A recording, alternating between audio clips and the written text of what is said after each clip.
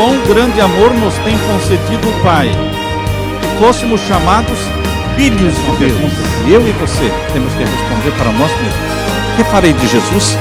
Chamado livro de Testemunhos, volume 9, página 189, diz assim: se nos humilhássemos perante o Senhor e fôssemos bondosos, o mexeriqueiro descobre o segredo. Deus dá e Deus cobra, mas Deus não cobra nada que Ele não deu antes.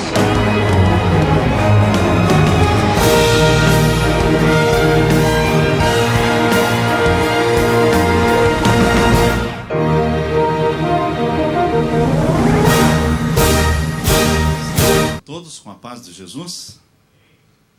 É um privilégio estarmos hoje mais uma vez aqui para estudarmos a palavra de Deus, principalmente esse assunto dos eventos finais. Vamos então, antes de iniciarmos o estudo da palavra de Deus, vamos mais uma vez invocar a presença de Deus através de uma oração. Nunca é demais orar, não é? Então vamos orar mais uma vez. Pai Santo que estás nos céus, antes de abrirmos e estudarmos a Tua palavra, queremos implorar a presença do Espírito Santo conosco. Que o Espírito Santo dê coordenação aos nossos pensamentos, abra a nossa mente para entender a Tua mensagem, a Tua verdade presente, e que o Senhor recompense o esforço que cada um fez de estar aqui para aprender, para estudar, para ter mais íntima comunhão contigo. É em nome de Jesus que pedimos estas bênçãos. Amém, Senhor. Então hoje nós vamos estudar com vocês o capítulo 3 do livro Eventos Finais, intitulado Quando Sucederão Estas Coisas. O título vem do capítulo 24 de Mateus. Você vai encontrar no capítulo 24 de Mateus, no verso 2 e 3. Vocês podem ver aí o diálogo que Jesus teve com seus discípulos. Vamos ler a partir do verso 1 até o verso 3 do capítulo 24. E quando Jesus ia saindo do templo, aproximaram-se dele os seus discípulos, para lhe mostrarem a estrutura do templo. O orgulho dos judeus era o templo. Eles achavam que o templo era uma expressão da aprovação divina. Nunca pensaram que aquele templo deixaria de existir. Mas o templo foi destruído no tempo de Salomão, né? O templo de Salomão foi destruído no tempo dos babilônios, em 586. Depois foi reconstruído por Zorobabel. Depois foi reformado e ampliado por Herodes. E então esse templo que Jesus Cristo visitou e esteve presente durante o seu ministério terrestre, era o templo ampliado por Herodes. Levou 40 anos de ampliação e de reformas. Era um orgulho para os judeus. E então os discípulos também se orgulhavam do templo. E eles mostraram para Jesus a estrutura do templo. E o verso 2 diz: Jesus, porém, lhes disse: não vedes tudo isto? Em verdade vos digo, que não ficará aqui pedra sobre pedra, que não seja derribada. Tudo foi destruído no ano de 70, quando o general Tito cercou Jerusalém, e então Jerusalém foi destruída e o templo também foi destruído. A única coisa que restou deste templo é o Muro das Lamentações, onde os judeus ainda vão ali orar e chorar, fazer as suas orações. E o verso 3. E estando assentado no Monte das Oliveiras, chegaram-se a ele os seus discípulos em particular, dizendo: dize-nos quando serão estas coisas e que sinal haverá da tua vinda e do fim do mundo. Jesus tinha falado da destruição de Jerusalém e do fim do mundo. Então eles perguntaram: quando acontecerão estas coisas? Ou seja, a destruição de Jerusalém e da tua volta, o fim do mundo. Eles fizeram uma pergunta dupla e a resposta de Jesus também é dupla. Jesus começa respondendo primeiro sobre o fim do mundo e deixou a questão da destruição de Jerusalém para falar do verso 15 em diante. Do verso 15 em diante ele fala de Jerusalém. Mas do verso 4 até o verso 14 ele fala da volta de Jesus, da sua segunda vinda. E mais para o final do capítulo 24 fala também da segunda vinda de Jesus. Jesus começou a responder aqui no verso 4. E Jesus respondendo disse-lhes: acautelai-vos que ninguém vos engane, porque muitos virão em meu nome, Voltando agora para o livro, irmãos, eventos finais, estamos aqui na página 21. As palavras de Jesus, em Mateus 24, versos 2 e 3, foram proferidas aos ouvidos de uma grande multidão, de um grande número de pessoas. Mas quando ele se achava sozinho, sentado no Monte das Oliveiras, seus discípulos se aproximaram dele em particular e perguntaram para ele: dize-nos, quando sucederão estas coisas?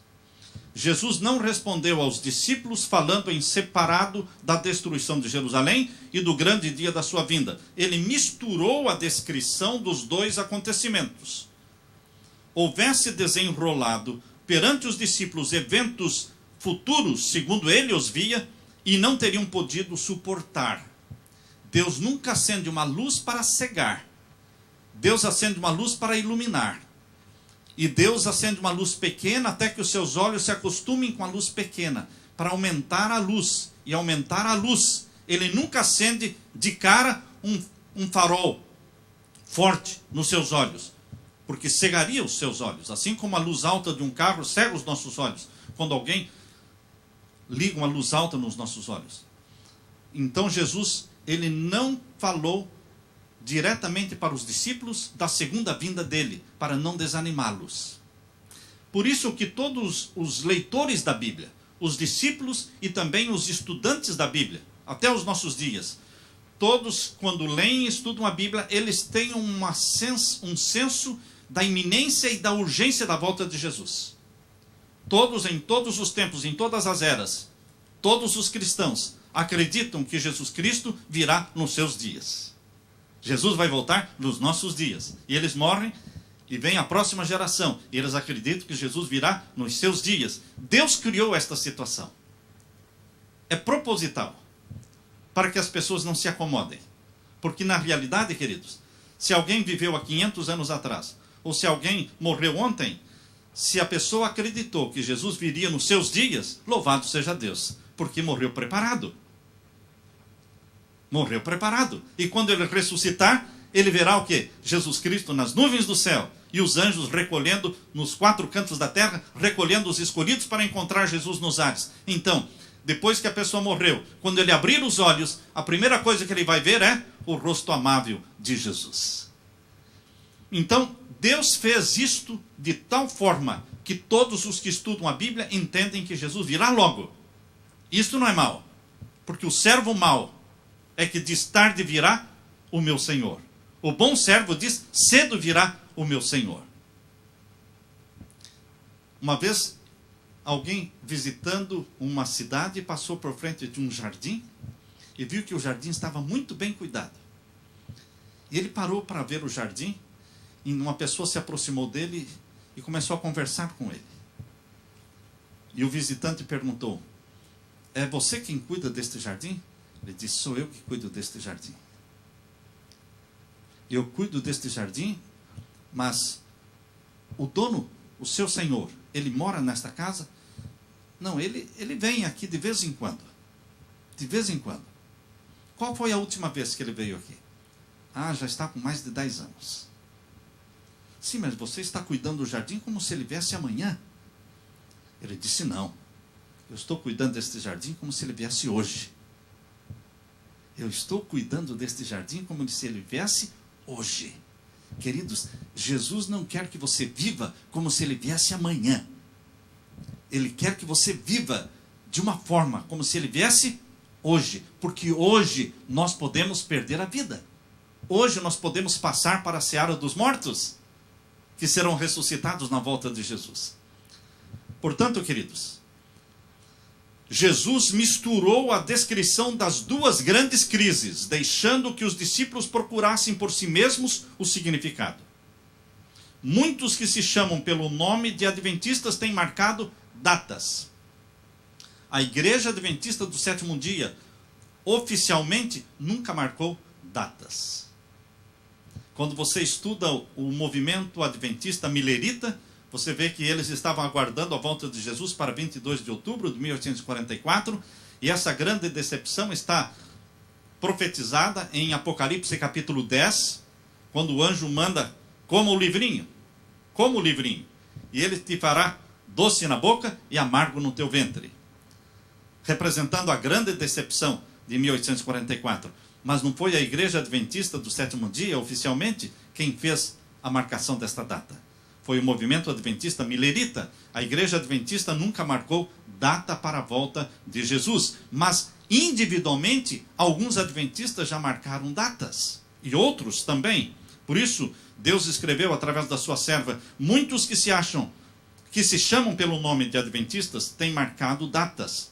Vez após outra, tem sido marcada uma data para a vinda de Cristo, mas resultaram em repetidos fracassos. O tempo exato da vinda de nosso Senhor, diz a Bíblia, acha-se além do conhecimento dos mortais. Mesmo os anjos que ministram aos que hão de ser herdeiros da salvação, não sabem o dia nem a hora. E então, aqui está sendo citado o texto de Mateus capítulo 24 e o verso 36. Vamos ler. Mateus 24, verso 36. Porém, daquele dia e hora, ninguém sabe, nem os anjos do céu, nem o Filho, mas unicamente meu Pai. Quando Jesus esteve na terra, ele não fazia uso dos seus poderes divinos, ele não deixou de ser Deus, ele continuou sendo Deus durante os 33 anos que aqui viveu, mas nunca usou os seus poderes divinos. Ele vivia na dependência do Pai, realizava milagres pelo poder da oração e pela comunhão que ele tinha. Ele conhecia o que as pessoas pensavam porque o Espírito Santo lhe revelava. Ele não usava seus poderes divinos. Ele veio para viver como homem. Ele não veio para mostrar como um Deus poderia viver na terra. Ele veio para mostrar como um homem poderia viver na terra em comunhão com o Pai, sendo dirigido e liderado pelo Espírito Santo. E assim foi Jesus.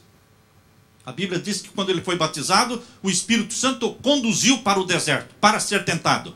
A vida de Jesus era conduzida pelo Espírito Santo. E sabem, queridos,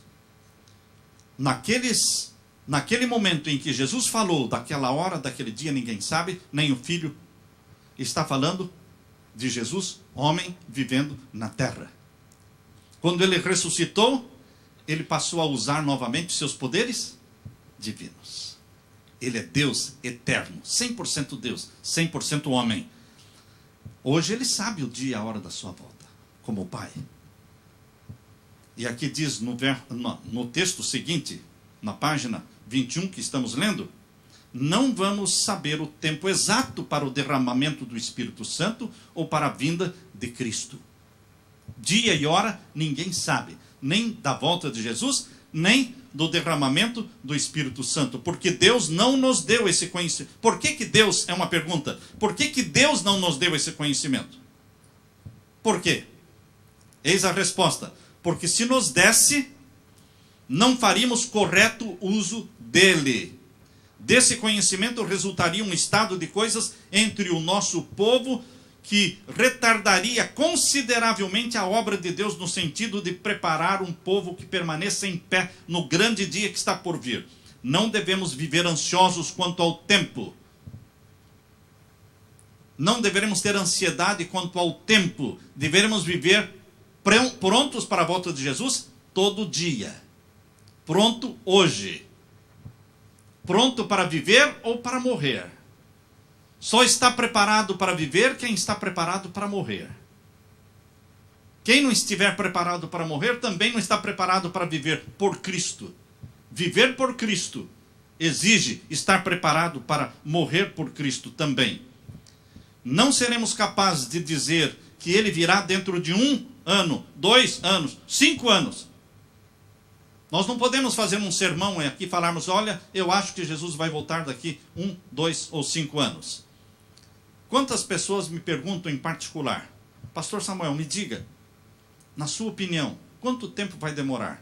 Eu digo, eu temo dar a minha opinião, porque vocês poderão usar isso dizendo que eu estou marcando datas. Ah, mas a pessoa diz, por exemplo, a pessoa diz, eu estou achando que dentro de uns 20 anos, pelo menos, eu falei, então, eu respeito o seu pensamento, isso não é doutrina, isso não é pregação, isso não é princípio, mas eu respeito o seu pensamento. Você acha que vai demorar uns 20 anos?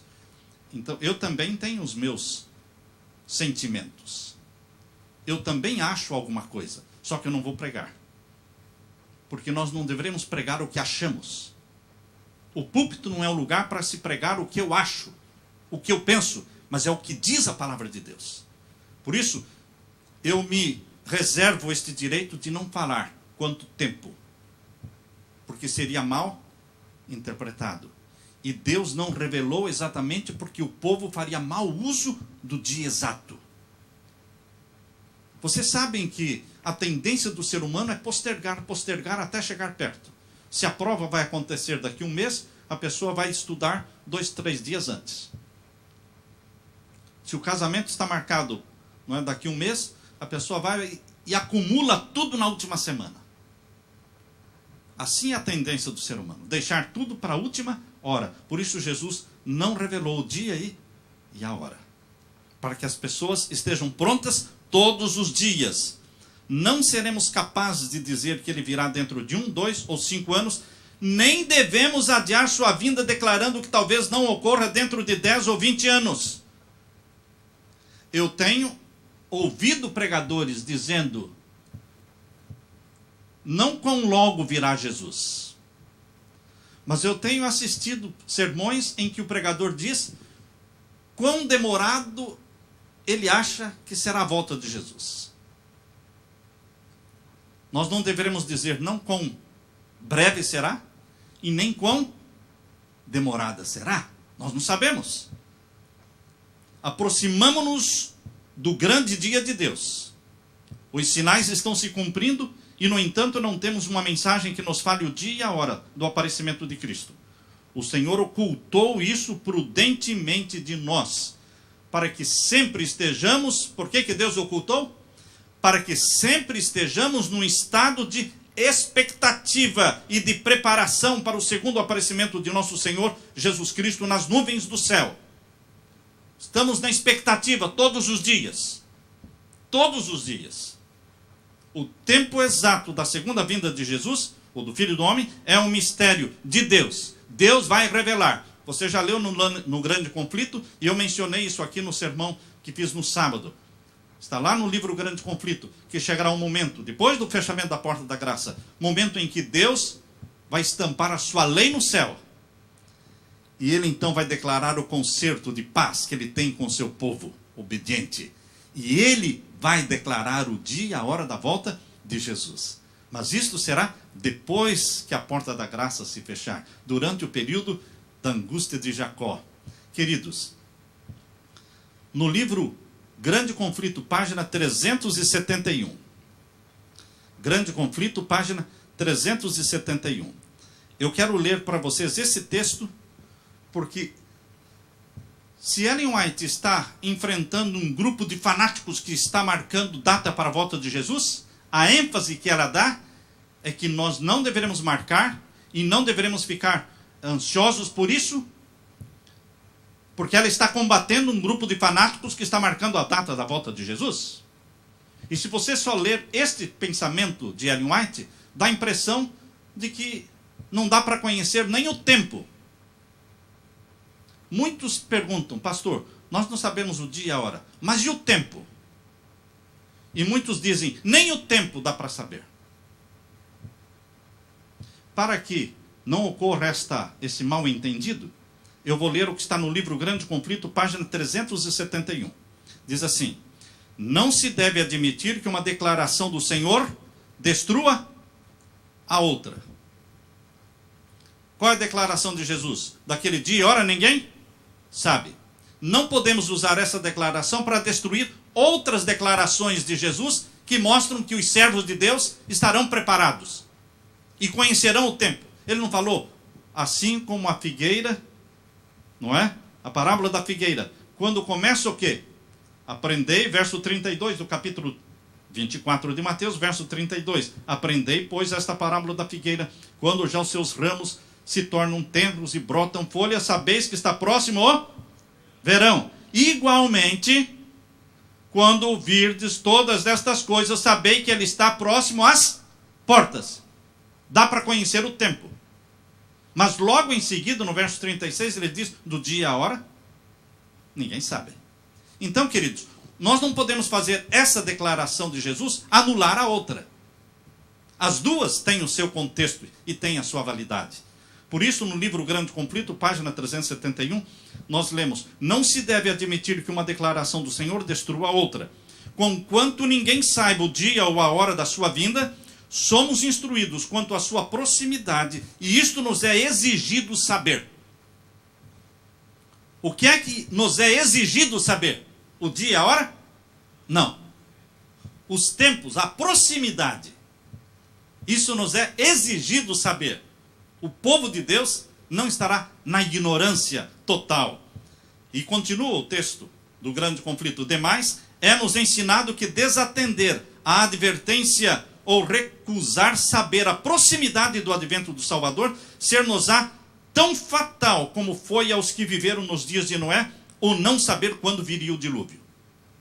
Quem não se preocupa em saber o tempo em que está vivendo, quem não se preocupa em conhecer a proximidade da volta de Jesus, lhe será tão fatal este erro, como foi o erro do povo no tempo de Noé, de não saber nada do dilúvio. Isso está então no livro O Grande Conflito. Queridos, na página 22, continua a advertência de não marcar tempo. Não pertencemos à classe de pessoas que definem o exato período de tempo que decorrerá antes da segunda vinda de Jesus com poder e grande glória. Alguns marcaram certo tempo, e quando esse tempo passou, seu espírito presunçoso não aceitou a repreensão, e eles têm marcado diversas outras datas. Numerosos fracassos os caracterizaram, porém, como falsos profetas. Isto aconteceu com o movimento dos Testemunhas de Jeová, que surgiram um pouco depois da Igreja Adventista. Carlos Taze Russell, o fundador do movimento, o primeiro líder dos Testemunhas de Jeová. Ele viveu logo após 1844. Ele viveu 10 anos depois, mais ou menos naquela época. Ele conhecia o movimento adventista e eles continuaram marcando datas e datas e datas. Você, ao ler os livros deles, vocês descobrem as datas ali. Portanto, Deus não dará uma mensagem de que faltam 5 anos, 10 ou 20, para que termine a história deste mundo. Ele não quer dar um pretexto para os seres viventes adiarem a preparação para o seu aparecimento. Não quer que alguém diga a mesma coisa que o servo infiel. O servo infiel diz como? Meu Senhor está demorando muito para voltar. Tarde virá o meu Senhor. Isto resulta na temerária negligência das oportunidades e privilégios concedidos para nos prepararmos para aquele grande dia. Pelo fato de ter passado repetidamente a data marcada, o mundo está hoje em mais profundo estado de incredulidade. Quantos se lembram daquela data que foi marcada aí alguns anos atrás? E foram colocados outdoors em todo o país? 22 de 2012, né? Então, queridos, todo mundo estava na expectativa. O que vai acontecer? Nós já sabíamos que seria mais um fiasco. Nós sabíamos, porque a Bíblia não permite que alguém marque um dia para a volta de Jesus. Mas aquele pastor marcou e não aconteceu. Tantas datas são marcadas e não acontecem que a incredulidade vai aumentando. E quando nós anunciarmos a proximidade da volta de Jesus, de fato, de verdade, a volta genuína da volta de Jesus, a tendência é não acreditar, porque as pessoas estarão incrédulas. É como aquela pessoa que está se afogando, aliás, não está se afogando, ele finge que está se afogando, e grita de socorro, e todo mundo vai lá, e ele então dá uma risada. Pela segunda vez, ele grita que está se afogando, e as pessoas chegam até ele para salvar, e ele dá uma risada. Quando ele estiver se afogando de fato, ninguém vai socorrê-lo. Todo mundo já estará o quê? Desacreditando.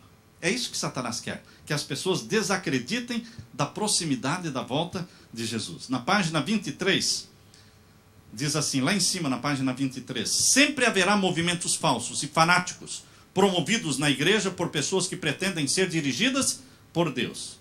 Pessoas que correrão antes de serem enviadas. Essa expressão, correr antes de ser enviado, se refere àqueles mensageiros, né, que no dia em que o filho de Davi morreu, Absalão morreu, alguém tinha que dar o anúncio. E foi dado para um, mas o outro também queria correr. E correu, sem mensagem nenhuma, não?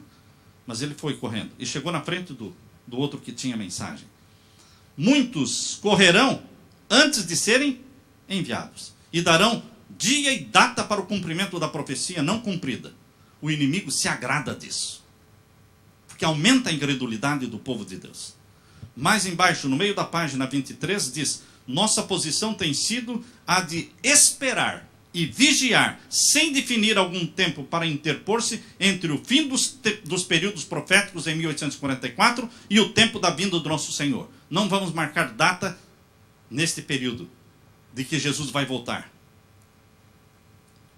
Muitos são tentados, mas deveriam se segurar. Não marque data. Agora existe um texto aqui, na página 23, que nós vamos ler com vocês. Esse texto tem causado muita polêmica. Leiam conosco. O povo não terá outra mensagem sobre um tempo definido.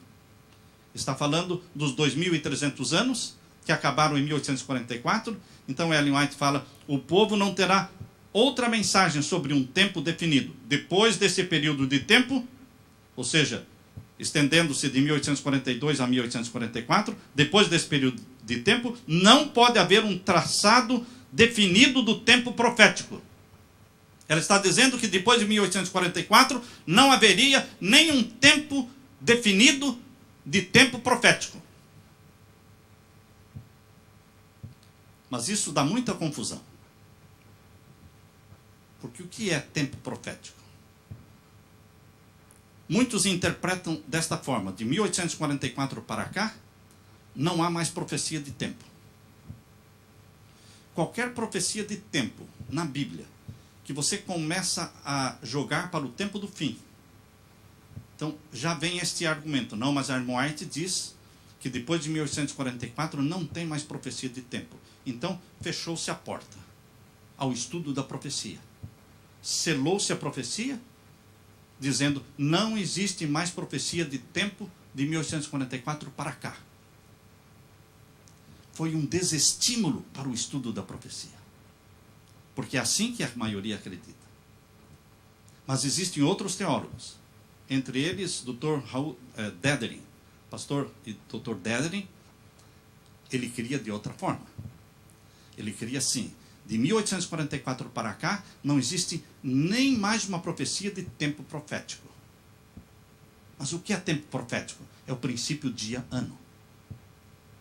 Tempo profético é o princípio dia, ano. Um dia valendo um ano. Isso é tempo profético. Um dia literal é um dia. Mas no tempo profético, um dia é um ano. E a maior profecia de tempo profético, não de tempo literal, mas a maior profecia de tempo profético veio de 457 a.C.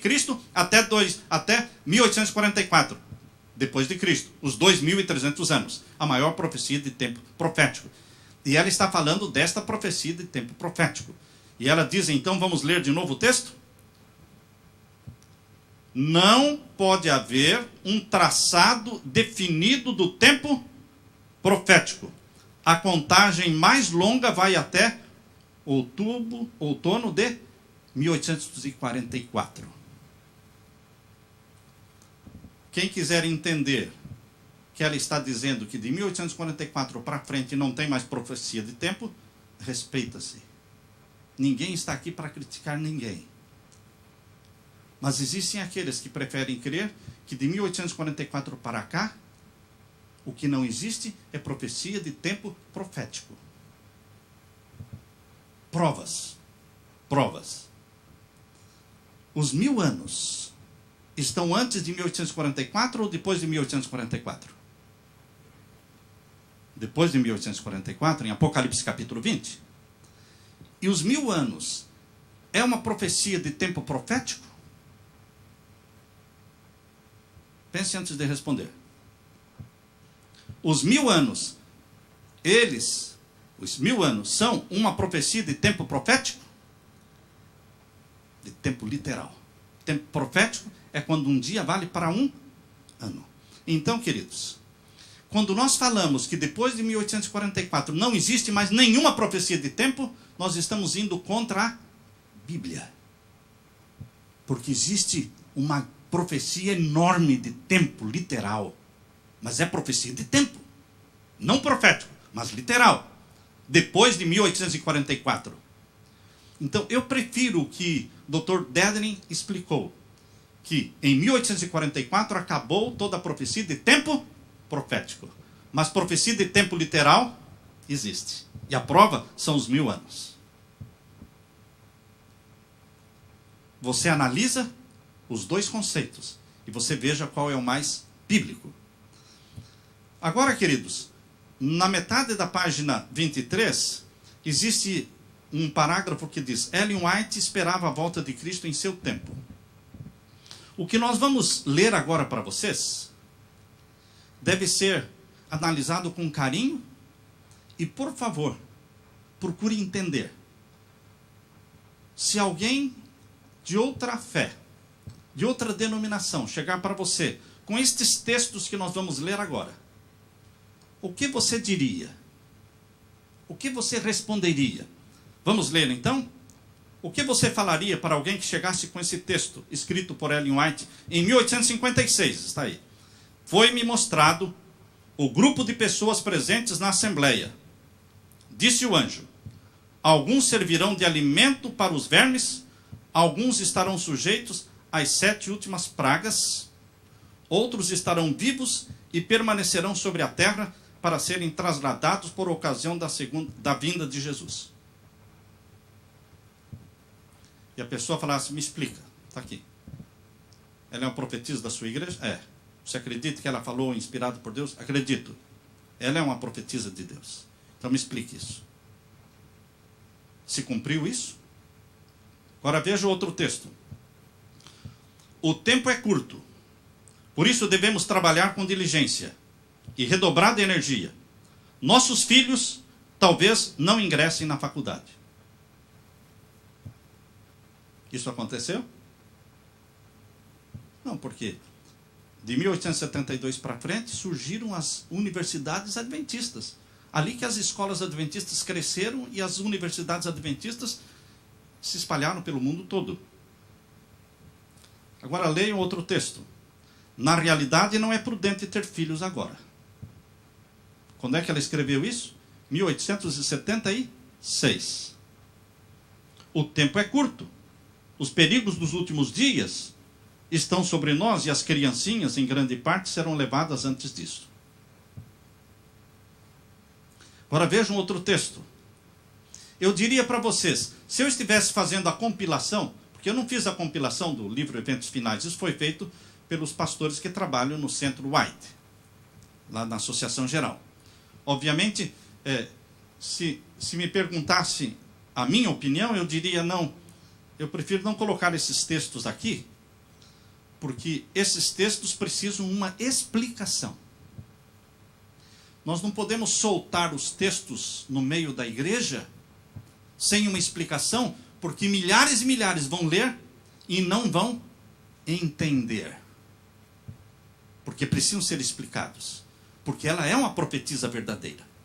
Mas desta forma, ela pode ser criticada como fazendo uma profecia que não se cumpriu. Portanto, nós devemos ter muita cautela, irmãos, quando lemos aqui, para podermos entender. Vamos ler o próximo texto.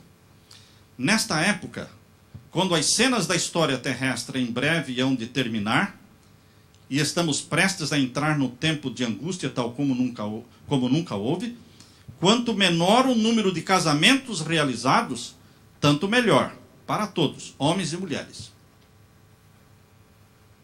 Ou seja, quanto menos pessoas se casarem, vai ser melhor. Isso ela escreveu em 1885.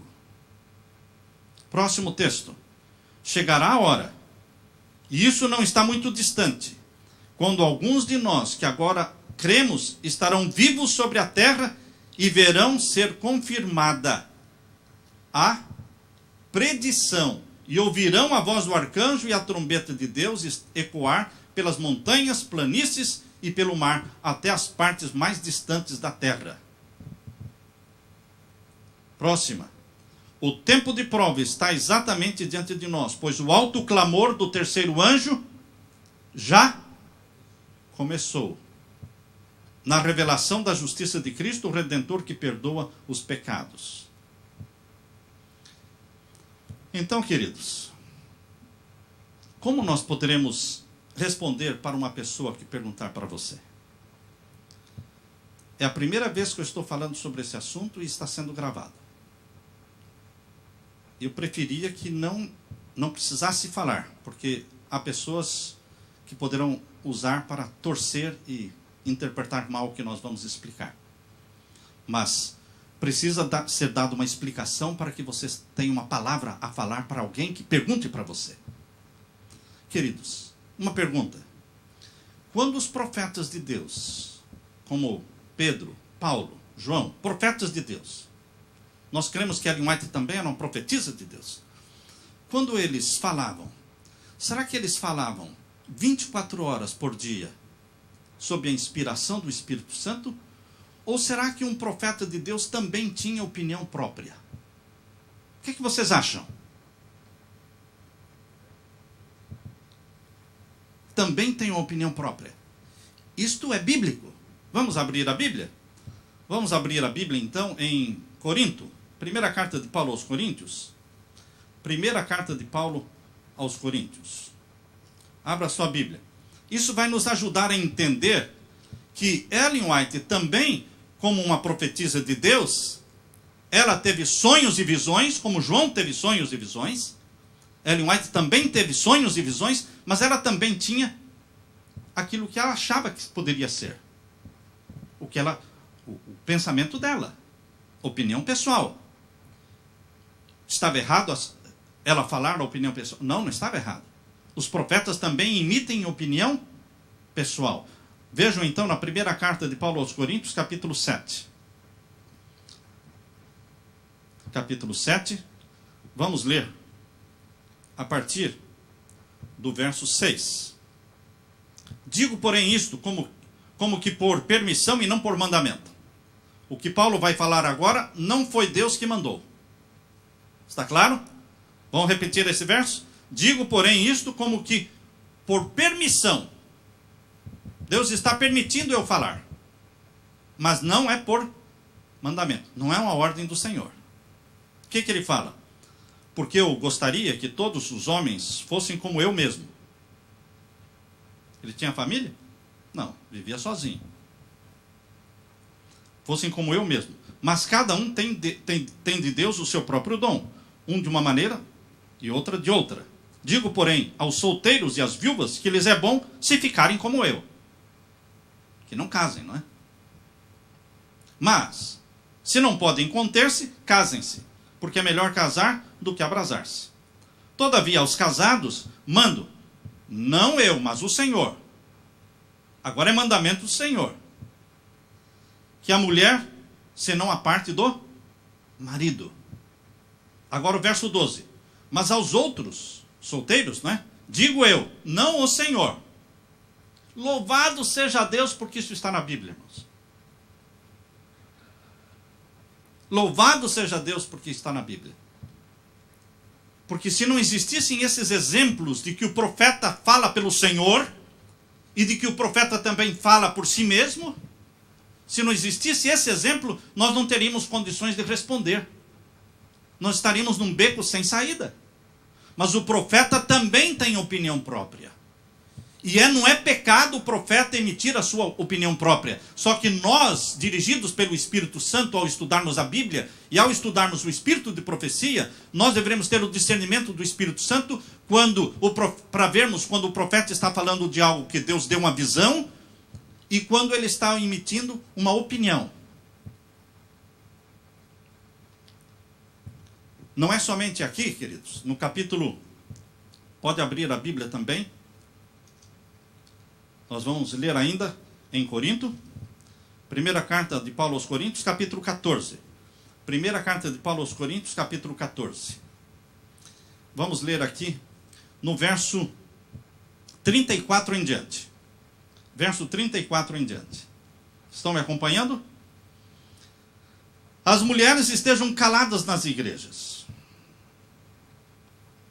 porque lhes não é permitido falar. Paulo está falando por ordem divina, ou ele está emitindo uma opinião própria de acordo com a cultura do tempo dele? O que vocês acham? Lembrem-se, irmãos, que cultura, cada geração tem a sua, cada país tem a sua cultura. Agora, princípio é eterno. Princípio não muda. Princípio é tudo aquilo que pode ser aplicado a todos os tempos, Antigo, Novo Testamento e era moderno como nós vivemos hoje. Princípio só é princípio se puder ser aplicado em todos os tempos, a todas as pessoas, em todos os lugares.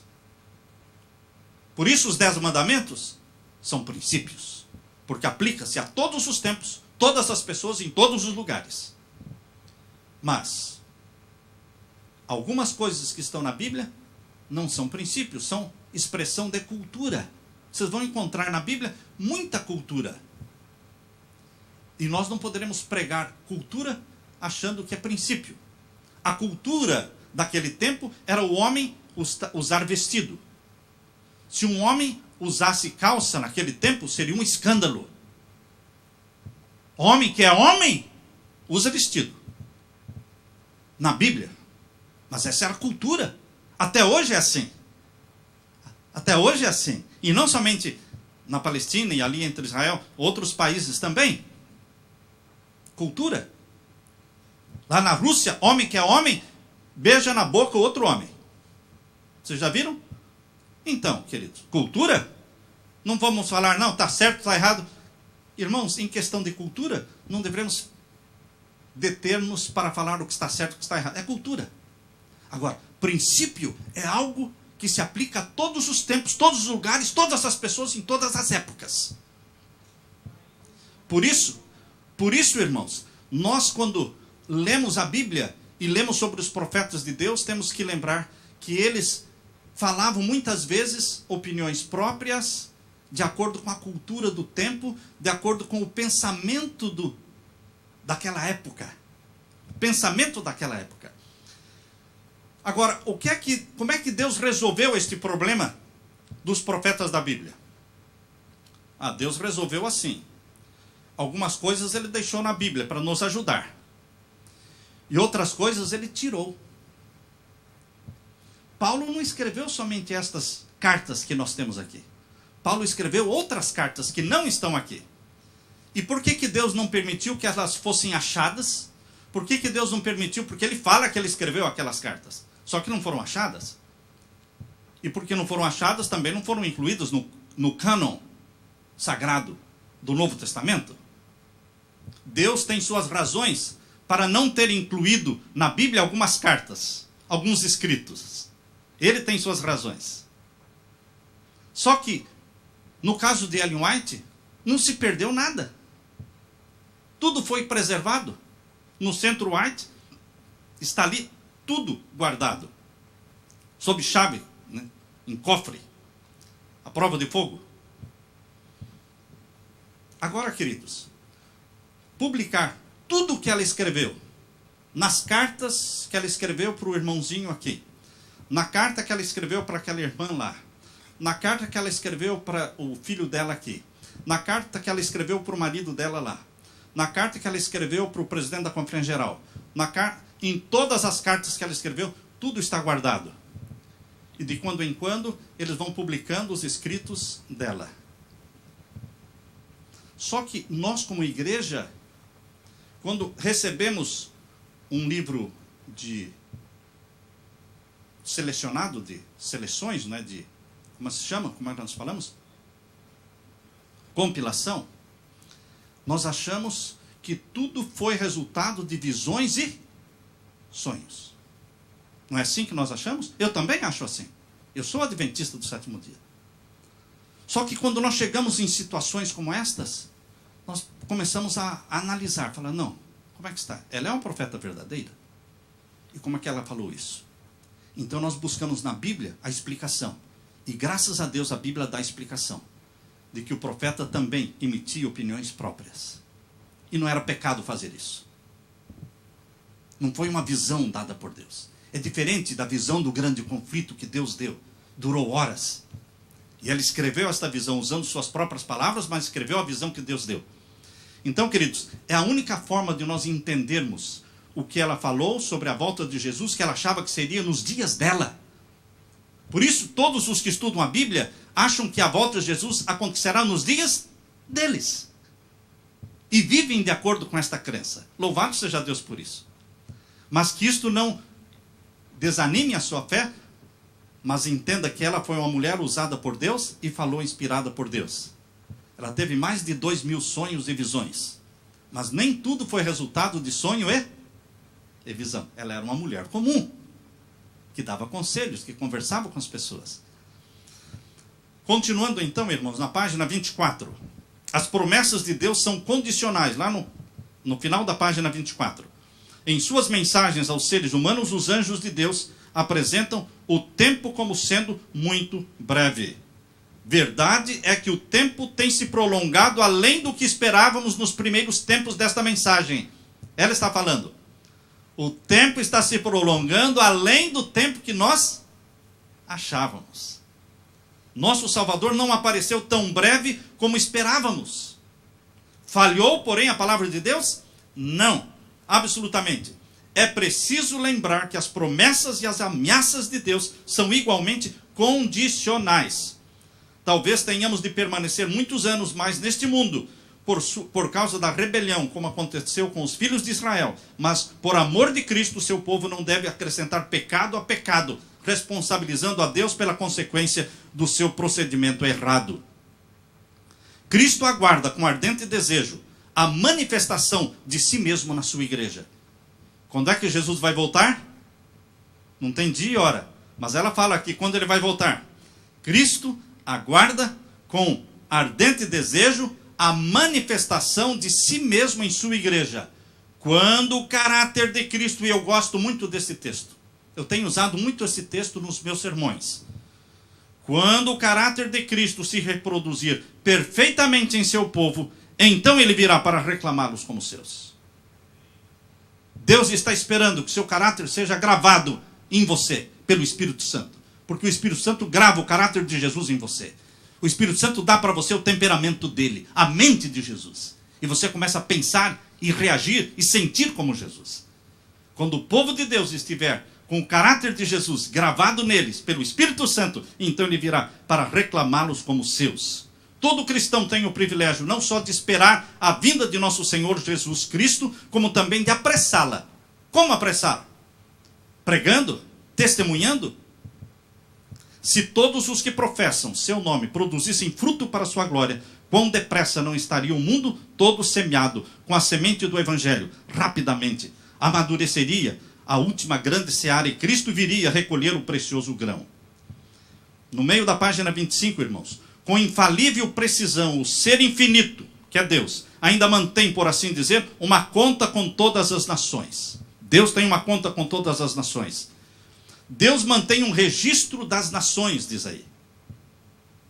Deus mantém um registro das nações. Os números estão se avolumando contra elas nos livros do céu. E quando se houver tornado uma lei que a transgressão do primeiro dia da semana será enfrentada com punições, então se terá chegado ao limite. Qual será o limite?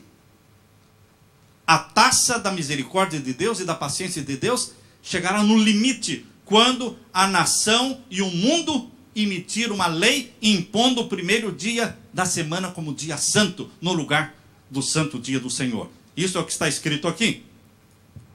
Quando se houver tornado uma lei que a transgressão do primeiro dia da semana será enfrentada com punições, então se terá chegado ao limite. Deus mantém uma conta com as nações. Mais embaixo na página, ao mesmo tempo em que a misericórdia de Deus suporta longamente o transgressor, há um limite, além do qual os seres humanos não podem avançar no pecado. Chegará um momento em que Deus vai dizer, basta. Chegou um momento em que Jesus disse, está feito. Chegará um momento em que Jesus Cristo vai pronunciar o que está em Apocalipse 22. Abra sua Bíblia. Apocalipse capítulo 22 e o verso 11. Capítulo 22 de Apocalipse, verso 11. Chegará um momento em que Jesus Cristo vai levantar a sua mão e vai falar: quem é injusto, faça injustiça ainda. E quem está sujo, suje-se ainda. E quem é justo, faça justiça ainda. E quem é santo, seja santificado ainda. Eis que cedo venho, e o meu galardão está comigo para dar a cada um segundo a sua obra. Em breve Jesus Cristo dará um basta e voltará. Quão breve será? Não sabemos. Dia e hora? Não sabemos. Mas o fim está próximo. Na página 27, irmãos. Na página 27, sobre a brevidade do tempo, diz assim: o fim está próximo. Isto é o que Jesus quer que sempre mantenhamos diante de nós. A brevidade do tempo. Não é se será mais 5 ou 10 anos, mas a brevidade do tempo. O fim está próximo. Porque se eu penso assim, eu vivo assim. Se você pensa na brevidade do tempo, você faz planos diferentes. Você faz planos a curto prazo. Você não fica fazendo planos e projetos a longo prazo. Não, tudo que você faz é a curto prazo. Porque para você a volta de Jesus é urgente. Quando com os remidos estivermos em pé sobre o mar de vidro, isso está lá em Apocalipse 15.